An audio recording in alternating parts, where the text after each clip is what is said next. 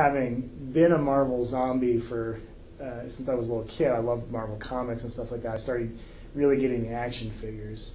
I started getting back into comics when I moved back to Des Moines after school.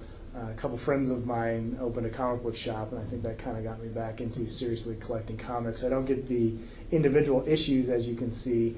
I always get the collected editions. I think it's a little bit easier for me to get the collected editions. You don't have to worry about, month to month tracking down issues, or if you miss an issue or anything like that. You just buy the collection and then you're done. And I think the other reason I've kind of kept up with it is, part of it, the way I look at it is, it's your entertainment dollar at work.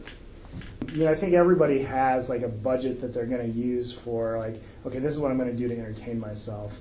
And I've not been somebody who is, really got, I'm not a drinker, I'm not a smoker, my bad habit probably is my collecting.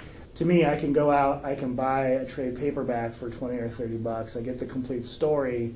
If I don't like it, I can take it, to a comic book store or another place and trade it in. Or if it's something I really do like, I can keep coming back to it over and over and over again.